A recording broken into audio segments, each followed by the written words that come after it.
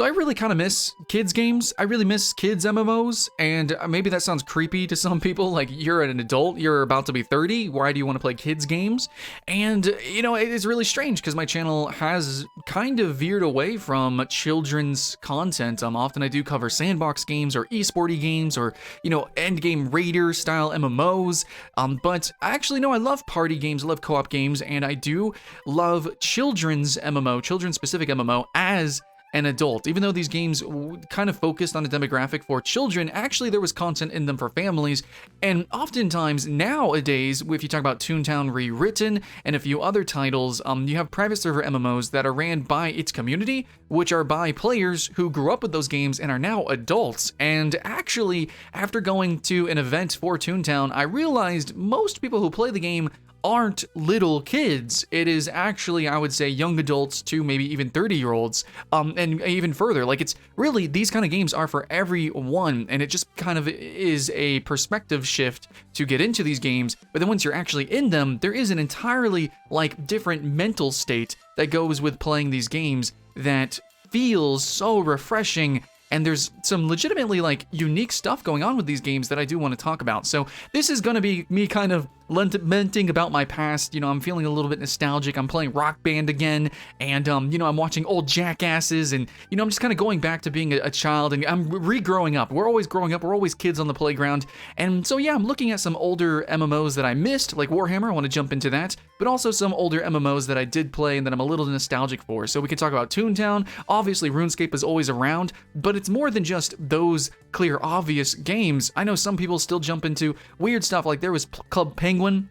And recently, I keep actually getting comments. For some reason, YouTube is promoting an old video I did called The Amazing World. You guys remember that, kids MMO thing?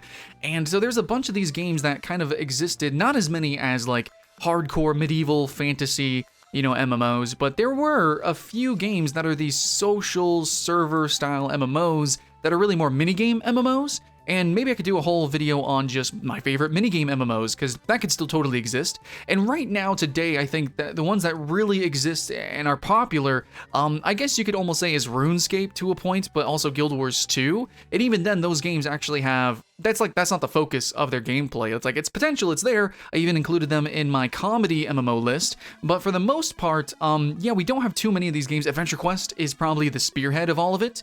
But yeah, going back, I'm looking back and I'm reading comments, and I see people who I know comment on all my other videos. You watch videos on New World or Mortal Online 2 or something, and then I see people commenting on The Amazing World or some of these other kids games that I played, like Trove, and people are like, man, I miss MMO like this. I wish it didn't shut down, or this or that. And it got me thinking, was there something really here with these games? And so that's what this rant video is about. If you were expecting a full essay, no, my channel's not big enough for that, but maybe one day, right? We can hope. 100K, let's go, keep the hype alive. Remember to subscribe. Yeah, anyways, so this is about talking about how there was something really special with that. And obviously, it's really hard to recommend games like this because they kind of don't exist. A lot of them did shut down, but of course, we do have Toontown Rewritten, stuff like that. And if you have evaded these styles of games, or maybe even some MMOs that just seemed like they played a little slower, or they're a little older and dated, maybe there's some private servers for some superhero MMOs. Obviously, there's RuneScape. If you have evaded that, it's actually genuinely hilarious, and there's some fun little puzzles and mini games. But if you've missed those games, let me just tell you, there is something special, and let's kind of unpack what that is to me, what it means to me. So whenever I play a modern MMO, and I think you guys are going to have a similar experience, it's basically like you're going out on adventures, on quests, and it could either feel single player, which was fun for me, actually. I played the modern World of Warcraft as a single player action RPG. I went through the whole Death Knight Legion quest line, and then obviously, I became a Venthyr in the newest expansion. I was a Blood Elf, Death Knight, freaking vampire. I roleplayed the hell out of it, did my action RPG shit, and then peaced out. Had my fun with it, cool. A lot of people are playing through the story of Final Fantasy XIV, very single player. It's very, instanced or what have you. And then, of course, you have raids, or Guild Wars 2 is very specific theme park elements. You just one and done it, you run into it. And sometimes it can feel very lonely. So you're either out on an adventure with just yourself, maybe a friend, or maybe a party. Most of the time, you're just queuing for dungeons, let's be honest. Or you're sitting in a hub town or a city, and you are mostly just kind of doing tasks. You are either just managing inventory, selling items, repairing, things like that, auction housing, I don't know. you're just kind of doing stuff like that and just sort of existing. Maybe somebody plays an instrument, maybe there's somebody doing a rant or something like that. I don't know, I guess you could just sit there and use it as like a 3D chat room. So a lot of people do that actually. But for the most part, most MMOs, when it comes to the actual hub town fun and engagement and socializing, there really isn't too much there. So one example of a game that I think does everything very well-rounded is Guild Wars 2. I think it is the most well-rounded theme park MMO out there. And that's wonderful, great, and it's fun, it's hilarious, sure, absolutely. But you know, whenever you go into a hub town, you can actually do jumping puzzles, there is a couple of things to do, but even still with Guild Wars 2 making their cities actually a little bit playable with jumping puzzles and quests that interweave with it, and you know, just how easy it is to go to different, you know, hub towns. No, it still just doesn't feel good, even with the fact that you have instruments that you can play and people can aggregate and, you know, congregate and do some things. Not really, though. It still just doesn't have the atmosphere, the vibe. It doesn't have the community to really make hub towns good and potent. Also, the fact that most MMOs have multiple hub towns and it spreads everyone thin and just, you know, it's just a really awkward situation. So even the best case standard MMO that does hub towns the best, in my opinion, actually does it wrong. It does it not in the correct way. So that's where these children MMO come into play, or I would just not even say that they're for kids or what have you, even though they obviously are. I'm just going to call them social MMOs, which is something that I think we're going to start seeing as a trend. Most of them are going to be village building or community simulation games like the upcoming Palia, or we have Bitcraft, and then there was actually one that the late streamer Reckful was doing, rest in peace. He was trying to make a social game, and there used to be like this heyday of stuff like Gaia Online, or even MapleStory actually had a big hub town scene. So yeah, a bunch of action RPGs, debatably Path of Exile, even a hardcore action RPG, has kind of a hub town scene where you go in, trade, and socialize. And that sort of stuff, it's not unique to kids MMOs, but I think kids MMOs and kids social games did it the best, because that was really the point of these games. Even though they're safe spaces and there was limitations of what you could say or even what you could name or even a little bit to what you could customize and really do in these hub towns, because of the nature of the game, the environment, and the community, it actually heightened the experience of the singular hub town that you would jump into and just talk with your friends. Jump in and randomly do mini games and stuff like that. And basically, if I had to explain it, is if World of Warcraft, you know, you had Baron's chat, and then you could go to Stormwind, and you had these different areas of chat, and you could basically use WoW as a 3D sort of forum or live chat service, which actually a lot of people use MMOs for. You just jump into an MMO to not feel alone. You could do that, but I feel like if you jumped into a kids MMO, it actually brought that one extra level, one extra step. It felt like it was almost more like a live 3D social, you know, platform proper, really, where you could take friends that you would actually meet in the hub towns that you could very easily just jump into mini games with and do stuff with and just have a lot of fun. And where the main point is just talking, where talking is the gameplay, then I think that's when MMOs actually come to life. And that's why people really want the hardcore MMOs, moving from Guild Wars 2 and onward, like Elder Scrolls and stuff like that. They want the quests to be more challenging, they want everything to be more long-winded, and they want social engagement to be more serious. It forces you to talk. That's what people really want. Introverts want to play MMOs so that they are forced to have people interact with them, and so that they are forced to interact with other people. They want the game to do that for them, because otherwise they would just go out and just lollygag with anybody anywhere. So that's not what they want. They want the gameplay to be about cooperating and competing together, not just maybe if you want to, you could maybe message someone and have help with a boss or something like that. Maybe you could see someone in the distance, but what happens is you sort of have this big city syndrome where you have a bunch of people all in a queue, all in a bus, all together, you know, at a stop sign or something like that, but nobody's really interacting like you would in sort of like a town or a village setting in real life. So I think basically we have big city MMO, and then you have the village MMO, which is going to be the kids MMO, where everything is a little bit more kept, a little bit more tight, and maybe a little bit more personable, with a bigger focus on chatting and communication. And I think that's why people love games, if you could even call it a game, like VR chat, where it's like the game is talking, the game is being entertaining, the game is more meta and not as strict and rigid, and the game is what you make of it. So there are games in VR chat, even if you don't consider VR chat a game, and it can potentially actually be an MMO. It's just, it's all weird and ambiguous, and yeah, I know it's awkward. But I think taking that idea of stuff like VR chat and obviously Club Penguin, an amazing world, and even to a lesser extent like Adventure Quest, and then Guild Wars 2 kind of has some elements. If we take these hub town elements and really make the hub towns gamified with jumping puzzles, riddles, quests within them, and also just have the game focus on being social, making friends, and yes, I'm gonna say it at the end of the video here, role-playing. If role-playing is in the sort of lifeblood of your MMORPG, then I think that's going to make it a better game. That's why the story-rich experience of Final Fantasy XIV does very well, and that's why I'm celebrating Final Fantasy XIV for its housing system, because holy shit, that's a whole new world, and I don't think any MMO does housing maybe as good as the way Final Fantasy XIV does it. That's a little bit debatable, but the roleplay aspect inside of the RPG aspect, inside of the MMORPG aspect,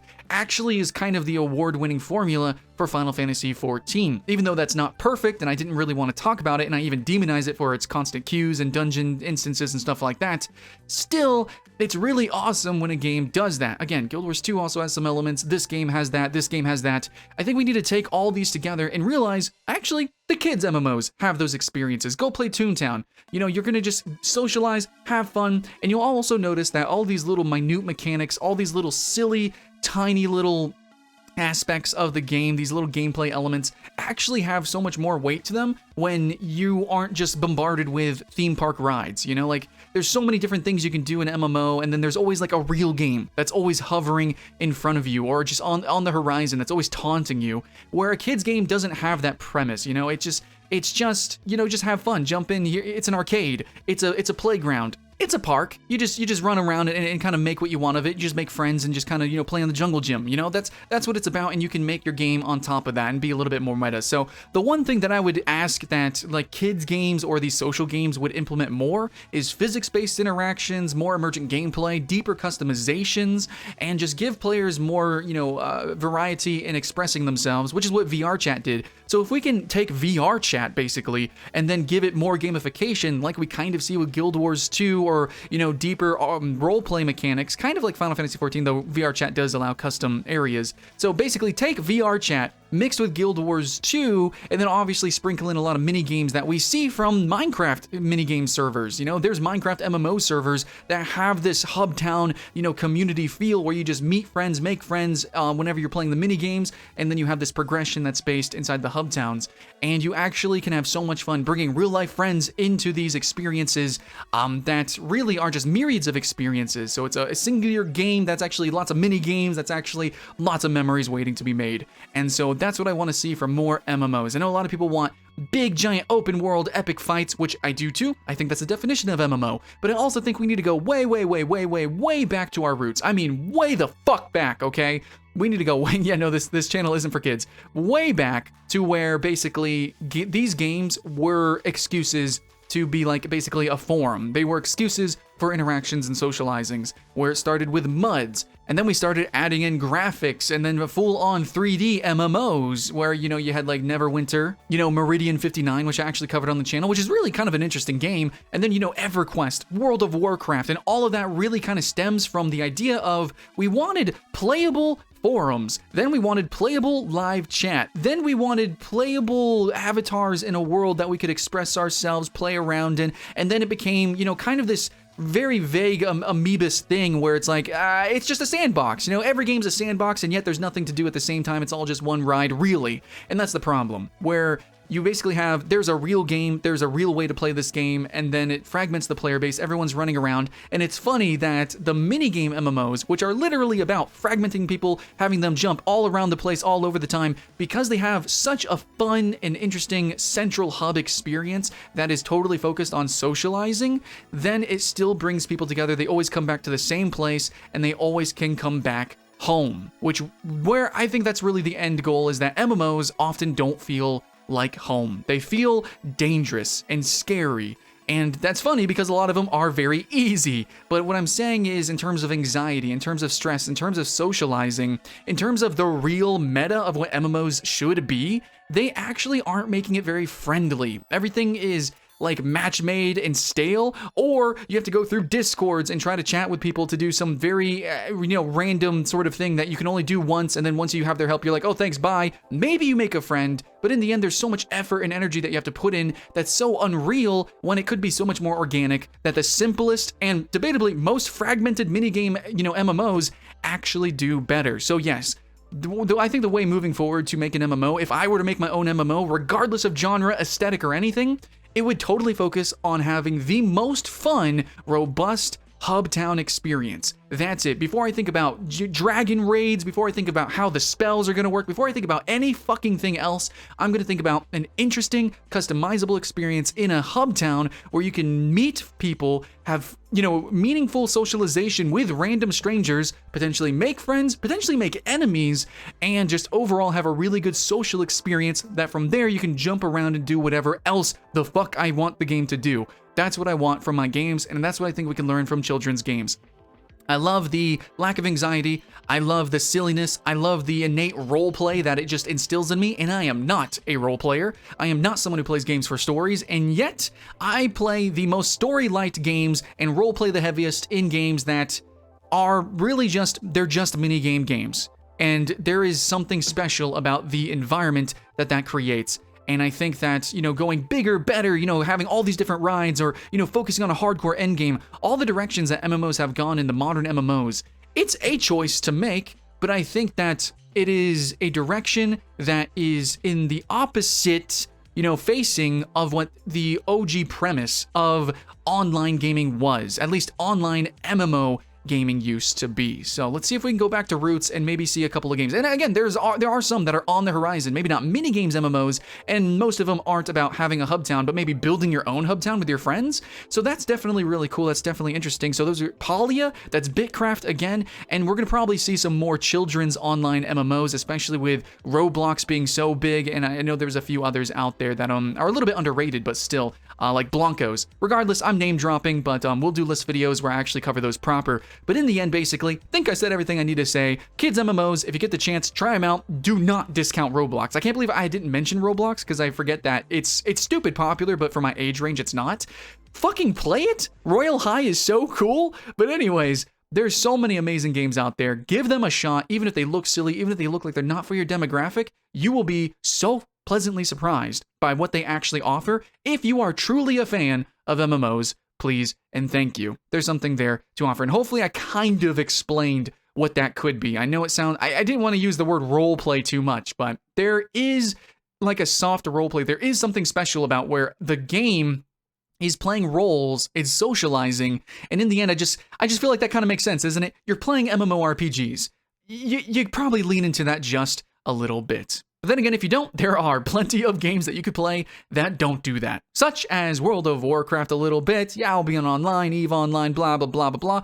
And so I just want to see moving forward, and we do see on the horizon lots of games that'll do that, and I think it's going to be a trend. And yeah, if I make an MMO, yeah, the hub town is literally the first thing I'm going to do. So if you guys want to support me in that, join my Discord. Maybe we'll go ahead and jam to it. We'll probably use, should we use Unity or Unreal Engine? We're going to make an MMO, fuck it. But much love, guys. I said all I could say. That's it. That's the rant. I'm done. I'll see you in the next one.